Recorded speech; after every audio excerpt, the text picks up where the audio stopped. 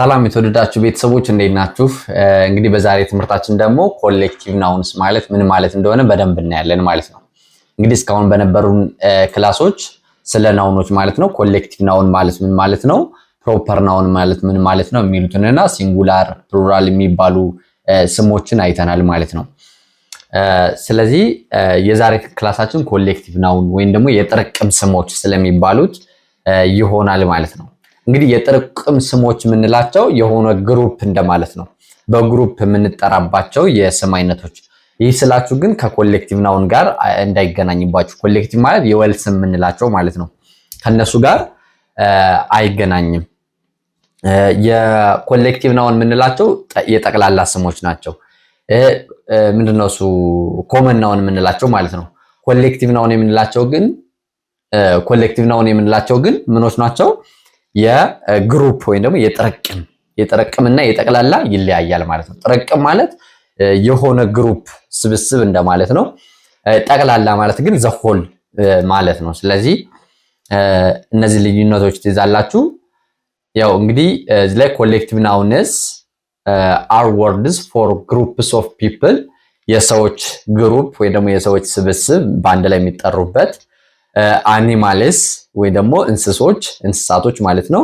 or things ወይ ደግሞ ነገራቶች የሚጠሩበት የስብስብ ስም ነው ማለት ነው። ኮሌክቲቭ ናውንስ የምንላቸው እንግዲህ these are nouns for groups of people ለምሳሌ ለሰዎች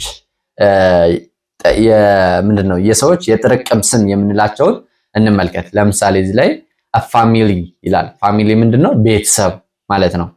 ፋሚሊ ቤተሰብ። ክሩ ምንላቸው ደግሞ መርከብ ላይ የሚሰሩ የመርከብ ሰራተኞች ክሩ ይባላሉ በአንድ ላይ ማለት ነው። ጠርቅም ብለው የሚጠሩባት ማለት ነው። ክሩ። አን ኦርኬስትራ እዚህ ላይ አሁን ኦርኬስትራ የምንለው የዚህ የሙዚቃ ግሩፕ አባላቶችን ነው ማለት ነው። እና እዚህ ላይ ለምሳሌ words are here are some more groups of people ይለናል። የሰዎች የጥርቅም ስሞች የምንላቸውን እዚህ ላይ ማየት እንችላለን። an audience ተመልካች ወይም ደግሞ ታዳሚ ምንድነው? ታዳሚዎች ለሆነ ኮንሰርት ለሆነ ዝግጅት የሚሰበሰቡ ሰዎች ታዳሚዎች የጥርቅም ስም ነው ማለት ነው። ባንድ ይሄ ራሱ የሙዚቃ ግሩፕ ናቸው። ባንድ ኳየር በራሱ ያው ተመሳሳይ ነው። ክላስ ብንላቸውም እንዲሁ የክላስ ተማሪዎች የአንድ ክፍል ልጆችን ክላስ ብለን እንጠራቸዋለን በአንድ ላይ ማለት ነው። ጋንግ ደግሞ የዘራፊዎች የቤት ሱቅ ምናምን የሚሰብሩ ግሩፖች ጋንግ ይባላሉ ማለት ነው። ግሩፕ ማለት ያው ግሩፕ ቡድን ማለት ነው። ቲምም በተመሳሳይ የጨዋታ የምናምን ስብስብ ለጨዋታ ምናምን የሚሰበሰቡ የሰዎችን ጥርቅም የሰዎችን ስብስብ ቲም ልንለው እንችላለን ማለት ነው። ይሄ ምንድነው? ኮሌክቲቭ ናውንስ እንላቸዋለን። እንግዲህ እዚህ ላይ እንደምንመለከተው many collective nouns can be used with singular or plural verbs ይለናል። እንግዲህ እንደሚታወቀው ቨርቦች ከስሙ ጋር መጣጣም አለባቸው፣ አግሪመንት መፍጠር አለባቸው አይደለ? ለምሳሌ ሺ ተብሎ ኢዝ ነው የሚባለው እንጂ ሺ አር አይባልም። ሺ ወዝ ነው እንጂ ሺ ወር አይባልም። ስለዚህ ይሄ ምንድነው? አግሪመንት ይባላል። እና እነዚህ ኮሌክቲቭ ናውንስ የሚባሉት አግሪ የሚያደርጉት ነጠላ ስም ከፕሉራል ወይም ደግሞ ከብዙ ቨርቭ ጋር ነው አግሪ የሚያደርገው በእንግሊዘኛ። እና ይሄን ህግ ግን ለዚህ ለኮሌክቲቭ ናውኖች ለሁለቱም ይሰራል ነው የሚለን። ለሁለቱም ነጠላ ይሄ ከቲሞች ከኮሌክቲቭ ናውኖች ጋር ነጠላ ቨርብም ነጠላ ድርብ ቨርብም መጠቀም እንችላለን። ድርብ ስላችሁ ብዙ አመልካች ቨርቦችንም ልንጠቀም እንችላለን ማለት ነው። እንግዲህ በእርግጥ ሁሌም የምንጠቀምባቸውም አሉ። ለነጠላ ለኮሌክቲቭ ናውኖች ሁልጊዜ አይደለም፣ ሁለቱንም የሚወስዱ አሉ፣ ፕሉራል ብቻ የሚወስዱ አሉ። ስለዚህ እነዚህን እንመልከት። ለምሳሌ my family was happy to see me ቤተሰቤ አሁን እዚህ ላይ was ስለሆነ ወዝ ደግሞ ነጠላ አመልካች ስለሆነ my family ቤተሰቤ ብለን ነው የምንተረጉመው እንጂ ቤተሰቦቼ ብለን መተርጎም የለብንም። እዚህ ጋር ቤተሰቤ was happy to see me ቤተሰቤ እኔን ስላየ ደስ ብሎታል እንላለን። ያው ብዙ ሬር ቢሆንም ማለት ብዙ የተለመደ አይነት አገላለጽ ባይሆንም እንላለን አንዳንዴ ኖርማል ነው። ነገር ግን በተመሳሳይ my family were happy to see me ቤተሰቦቼ እኔን ስላዩ ደስ ብሏቸው ነበረ ማለትም እንችላለን። ስለዚህ ሞር ቤተሰቤ እኔን ስላየ ደስ ብሎ ተሰኝቶ ነበር ከምንል ቤተሰቦቼ እና ቤተሰቤ የሚል አስተውሉ። ቤተሰቦቼ እኔን ስላዩ ተደስተው ነበር ወይ ደግሞ ደስ ተሰኝተው ነበር የሚለው ሞር አግሬብል ነው። ግን ሁለቱም ግን ፖሲብል የሆነ አገላለጽ ነው። ነገር ግን አሁን እዚህ ላይ ባት ይለናል። but the following collective nouns always take a plural verb የሚወስዱ ኮሌክቲቭ ናውኖች አሉ። እነዚህም አሁን እዚህ ጋር የምንመለከታቸው ካትል ማለት ከብቶች እንደማለት ነው። ከብቶች ከብት አይባልም፣ ከብቶች ነው። ፒፕል ሰዎች ነው፣ ሰው አይባልም ማለት የራሱ ሲንጉላር ስላለው ማለት ነው። the ፖሊስ የሚለው ራሱ ፕሉራል ፎርም ነው ማለት ነው። እነዚህ ከሲንጉላር ቨርብ ጋር አግሪ አያደርጉም፣ አይስማሙም ማለት ነው። ስለዚህ እነዚህን ማወቅ አለብን። ለሁለቱም የሚሆኑ አሉ፣ ለፕሉራል ብቻ የሚሆኑ የኮሌክቲቭ አይነቶች አሉ ማለት ነው። እዚህ ላይ ደግሞ here are more collective nouns that are used for groups of people, animals or things ነው የሚለን።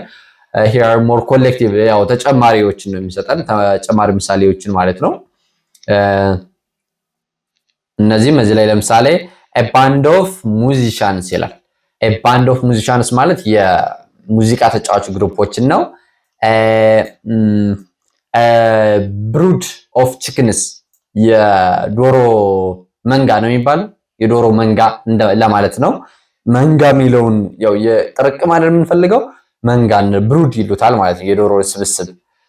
ሌላኛው ስኩል ኦፍ ፊሽ ደግሞ የአሳን ምንድነው የአሳን መንጋ የአሳን ስብስብ ስኩል ኦፍ ፊሽ ይሉታል ማለት ነው።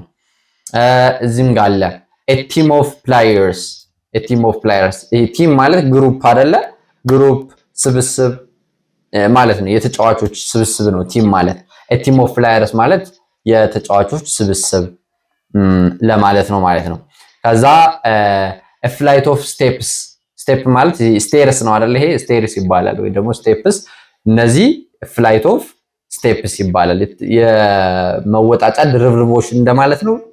ያው እንደዛ ነው ልለው የምችለው በአማርኛ ላይ። እንግዲህ ሌላ ካለው በኮመንት አሳውቁኝ ያላችሁ ማለት ነው። ምን ይባላል ይሄ እንትን ሲኖር ይሄ ስቴፖችን ምን እንላቸዋለን በአማርኛ? እሱም በኮመንት አሳውቁኝ። ከዛ እዚህ ላይ ያው here are some more collective nouns ያው ሞር ተጨማሪ ኮሌክቲቭ ናውኖችን እዚህ ላይ መመልከት እንችላለን። a bunch of keys እንላለን። a bunch of keys ማለት ኪ ማለት ምንድነው? ቁልፍ መክፈቻ ነው አይደለ? እሱ ባንድ በስፕሪንግ ውስጥ አይደል አንድ ላይ የምንይዘው። ስለዚህ a bunch of keys ነው የሚባለው። a class of pupils የክላስ ተማሪዎች። ፑፒል ማለት ተማሪ ማለት ነው። ስለዚህ የክላስ ተማሪዎች። a collection of books የመጽሐፍ ማዕት፣ የመጽሐፍ ጥርቅም እንላለን አይደል? የመጽሐፍ ማዕት ነው የምንለው መሰለኝ፣ እንደዛ ለማለት ነው። a deck of cards የእሽግ እንትኖች እንደማለት ነው፣ የካርዶች መጫወቻዎች ማለት ነው። a fleet of ships ማለት እንትን ነው፣ ይሄ ምንድነው? መርከብ ማለት ነው። ስለዚህ የመርከቦች ስብስብ ደግሞ a fleet of ships ይባላል። a flock of sheep እና sheep ይለያያል። sheep ሁለቱ ልዩነት አላቸው። a flock of sheep ማለት ነው የበግ መንጋ እንደማለት ነው። a gaggle of geese እዚህ ላይ ደግሞ a gaggle of geese ይላል። ጂስ ማለት ዚ ነች አይደለ? የዚ መንጋ ማለት ነው።